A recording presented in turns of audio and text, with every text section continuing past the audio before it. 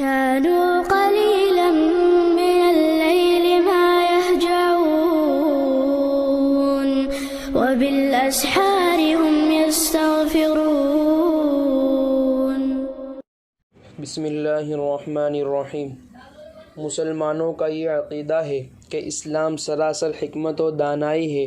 قرآن اور سنت کی تمام شہادت حکمت سے خالی نہیں ہے، کیونکہ یہ دین ایک فطرتی دین ہے جس کی طرف قدرتی طور پر لوگوں کا رجحان ہوتا ہے. جس وقت بھی کچھ تکلیف آ پڑتی ہے خود بخود لوگ اسلامی قوانین کو اپناتے ہیں. ویسے تو اللہ تبارک و تعالیٰ جب چھوٹی چھوٹی چیزوں کی مثالیں بیان فرماتے ہیں تو کم از کم لوگ کہتے ہیں کہ اللہ تعالیٰ ان چھوٹی چیزوں کی مثالیں بیان کر کے کیا سمجھائیں گے، مگر یہ شیوا دانہ لوگوں کا نہیں ہے. وہ تو فوراً اس مثال سے حکمت اور تعمیر اخلاق کی چیز نکال لیتے ہیں. تمام سنت رسول بھی قرآن کی تفسیر ہے جو حکمت پر ہی مبنی ہے. نیچے ایسی ہی مثال سامنے لائی جا رہی ہے کہ دیکھنے میں انسان کو بڑا عجیب سا لگتا ہے، مگر بصیرت کی آنکھ رکھنے والا اس سے بھی نتائج اور وجوہات نکال کر مغفرت الہی حاصل کر لیتا ہے. حضور صلی اللہ علیہ وسلم نے فرمایا کہ جب کسی کو چھینک آئے تو وہ الحمدللہ کہے اور سننے والا یرحمک اللہ کہے. چھینک آنے پر ان دو جملوں کے کہنے میں بظاہر کوئی فائدہ ظاہر نہیں آتا، مگر ڈاکٹر حضرات کا کہنا ہے کہ جب انسانوں کو چھینک آتی ہے تو اس وقت انسان کا دل اور دماغ دونوں ایک دم کام کرنا چھوڑ دیتے ہیں، اور یہ دونوں انسان کے بدن کے حصے جس میں انجن کی حیثیت رکھتے ہیں. اگر یہ دونوں فیل ہو جائے تو پورا جسم مردہ ہو جاتا ہے. کسی بات کے بیان کرنے کے دوران اگر چھینک آ جائے تو چھینک کے بعد آدمی مخاطب سے اشارے میں پوچھتا ہے کہ میں کیا بات کر رہا تھا.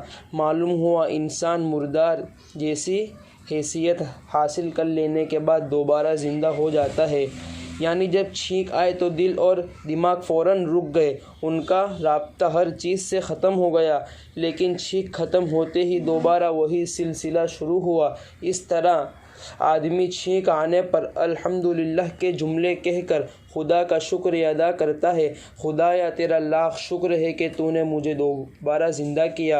اس کے یہ کلمہ سننے والا یرحمک اللہ کہہ کر اس کو دعا دیتا ہے کہ اللہ تعالیٰ تیرے حال پر رحم فرمائے اور تجھے عمر میں پختگی اور لمبی عمر عطا فرمائے. اس بظاہر چھوٹی حدیث کو نیو سائنس نے پرکھا اور اس کا رزلٹ لوگوں کے سامنے پیش کیا.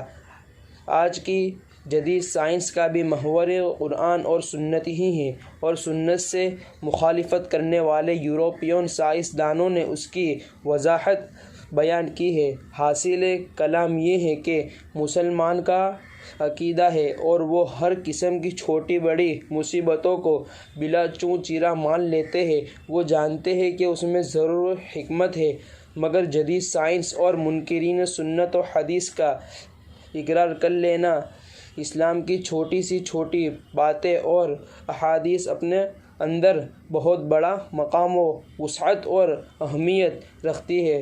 ہماری یہی کامیابی ہے کہ ہمارا دشمن ہماری تعلیمات کا اقرار کر لے. ضرورت اس بات کی ہے کہ اسلامی تعلیمات کو ہی اپنی زندگی کا مدار بنایا جائے، کیونکہ دنیا کی پیش قدمی نے بھی کہنا شروع کر دیا ہے کہ اسلام دین فطرت ہے. السلام علیکم ورحمۃ اللہ وبرکاتہ. جزاک اللہ خیرا، جزاک اللہ خیرا، جزاک اللہ خیرا، جزاک اللہ